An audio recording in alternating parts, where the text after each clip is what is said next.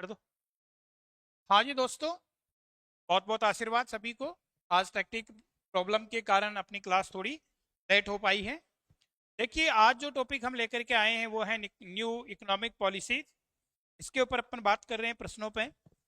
पहला प्रश्न है, भारत सरकार की वर्तमान या नवीन औद्योगिक नीति कब घोषित की गई थी? तो बेटा ध्यान रखना, भारत सरकार की प्रथम जो औद्योगिक नीति पूछता है, प्रथम औद्योगिक नीति की बात करें तो प्रथम औद्योगिक नीति है वो तो कब की है? प्रथम औद्योगिक नीति है वो तो है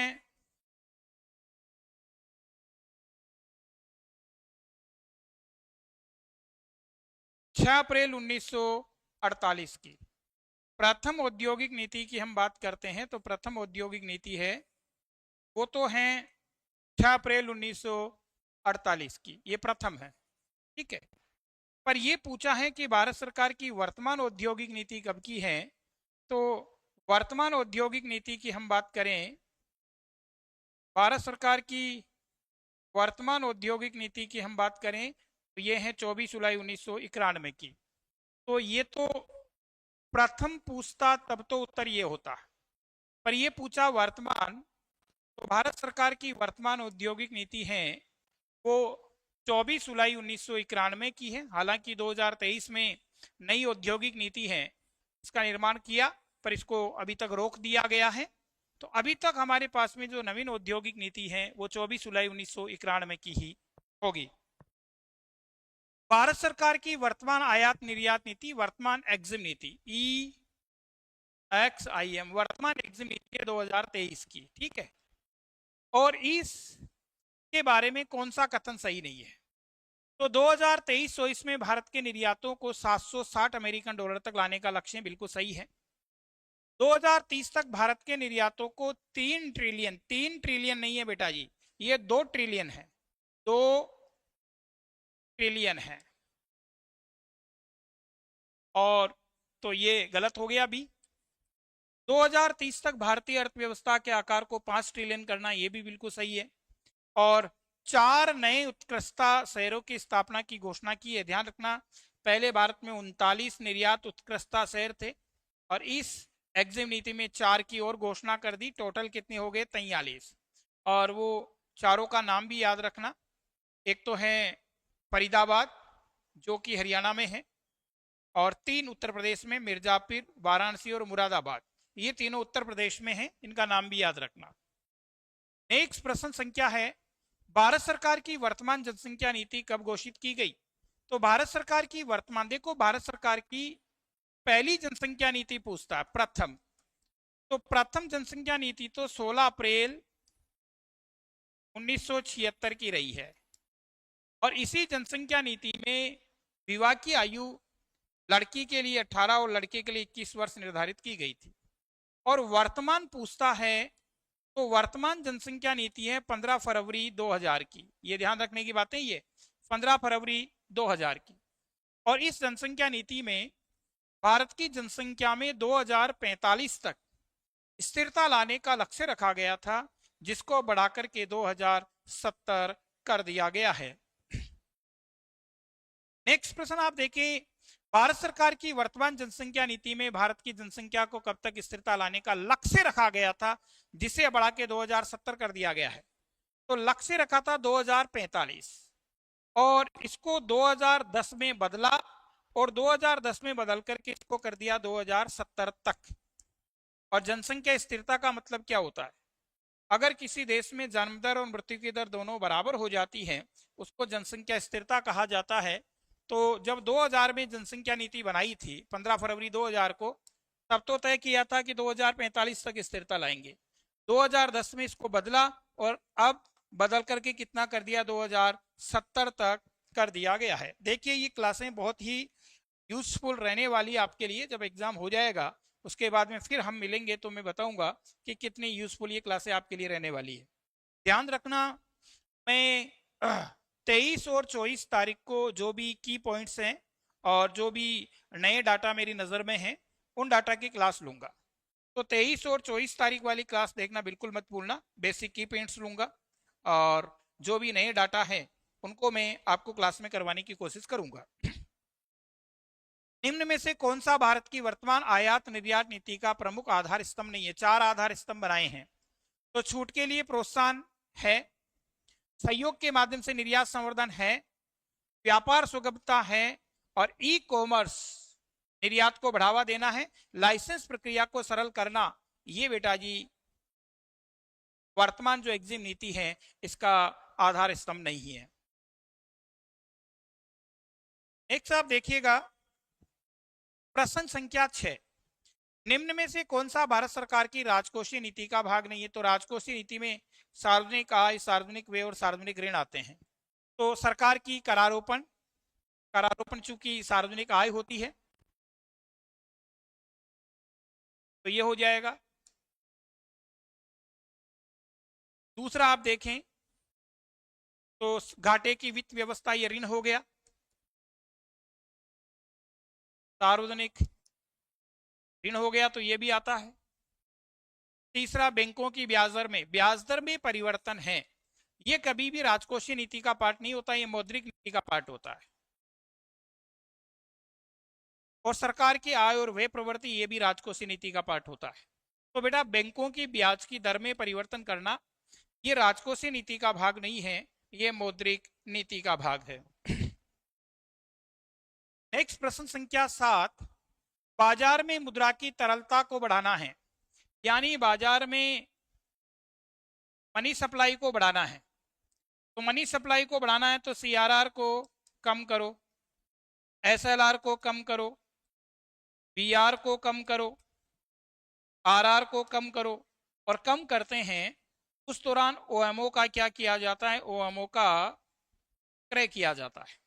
तो देख लो आप, CRR और SLR में वृद्धि करना, यही उत्तर हो गया, सॉरी कमी करना आएगा, तरलता बढ़ाना है तो CRR और SLR में कमी करना, उत्तर कौन सा आ जाएगा बेटा? वो बी, क्योंकि ये ध्यान रखना वृद्धि करते हैं, तरलता बढ़ाना तो ये करना पड़ता है और घटाना है तो इसको उल्टा कर देते हैं।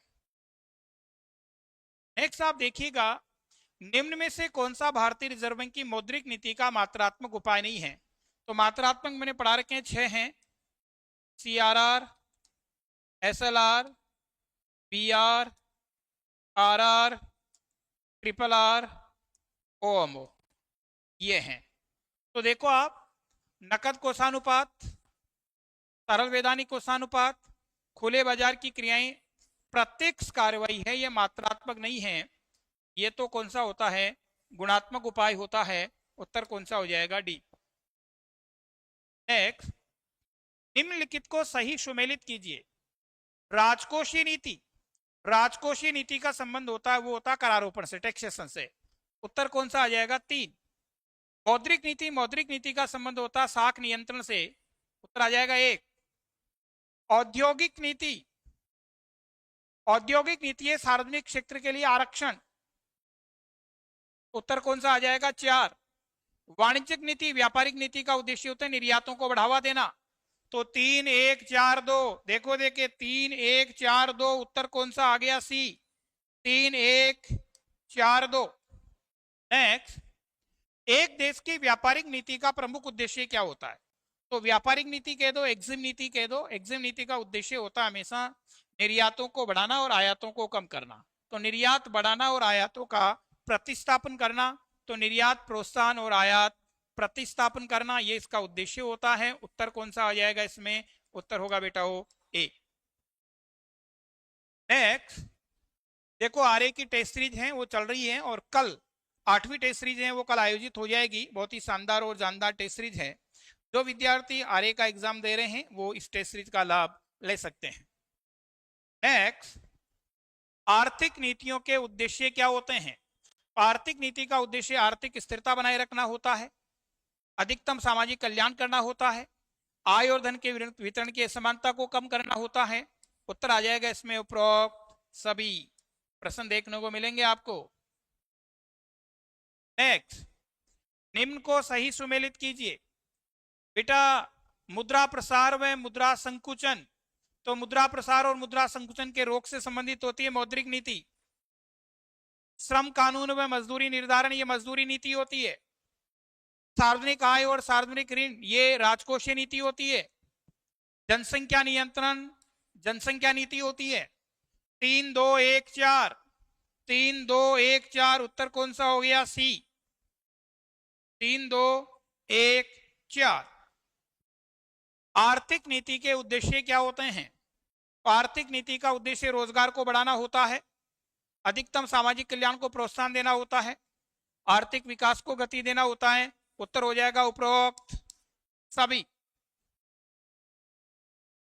नेक्स्ट है भारतीय प्रतिभूति और विनिमय बोर्ड सेबी को वैधानिक दर्जा कब दिया गया?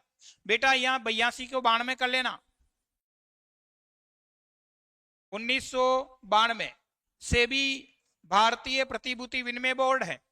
और दोस्तों ध्यान रखना इसकी स्थापना तो हुई थी 12 अप्रैल 1988 को, पर इसको वैधानिक जो दर्जा दिया गया वो दिया गया है 30 जनवरी 1992 को। उत्तर आएगा 30 जनवरी 1992। ये 82 मिसप्रिंट था, उसको मैंने काट दिया है, ध्यान रखना वो आएगा 30 जनवरी 1992। नेक्स्ट, भारतीय रिजर्व बैंक द्वारा प्रतिभूतियों को खरीदना और बेचना क्या कहलाता है? ओएमओ, खुले बाजार की क्रिया कहलाता है, ओपन मार्केट ऑपरेशन। प्रतिभूतियों को बेचना और खरीदना ओएमओ कहलाता है। यह प्रश्न अभी कुछ दिनों पहले जो लेखा सहायक का एग्जाम हुआ उसमें भी पूछा गया है।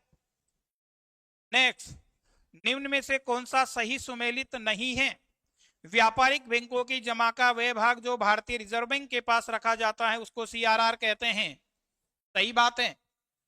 व्यापारिक बैंकों की जमाओं का वह भाग जो स्वयं बैंकों के पास रखा जाता है एसएलआर कहते हैं। सही बात है। वह दर जिस पर भारतीय रिजर्व बैंक व्यापारिक बैंकों के बिलों पर वट्टा करता है यानी दीर्घकालीन ऋण देता है उसको बैंक दर बीआर कहते हैं। सही है। वह दर जिस पर भारतीय रिजर्व बैंक व्यापारिक बैंकों से अल्पकालीन ऋण लेता है वो रेपो रेट नहीं होती, लेता है वो तो रिवर्स रेपो रेट होती है दोस्तों। तो इससे यहाँ डी है वो सही नहीं है। नेक्स्ट, निम्न में से कौन सा एक देश की व्यापारिक नीति का सही समूह कौन सा है? तो देखो, व्यापार संतुलन, भुगतान संतुलन, निर्यात संवर्धन, ये तीनों व्यापारिक नीति के ही पार्ट होते हैं। व्यापार संतुलन, भुगतान संतुलन, निर्यात संवर्धन। सार्वजनिक आय, सार्वजनिक व्यय, सार्वजनिक ऋण, ये तो राजकोषीय नीति है।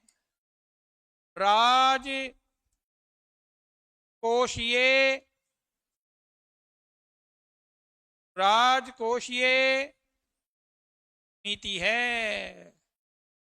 ठीक है। कीमत स्थिरता, साख नियंत्रण, विनिमय स्थिरता, ये मौद्रिक नीति है। वित्तीय प्रबंधन, लाइसेंस अनिवार्यता, सार्वजनिक क्षेत्र के लिए आरक्षण, ये औद्योगिक नीति है। तो ये देखो ध्यान होना चाहिए, ये मौद्रिक नीति है। पेन डबल कैसे चल रहा है? मौद्रिक नीति है। ठीक है। ये औद्योगिक नीति है।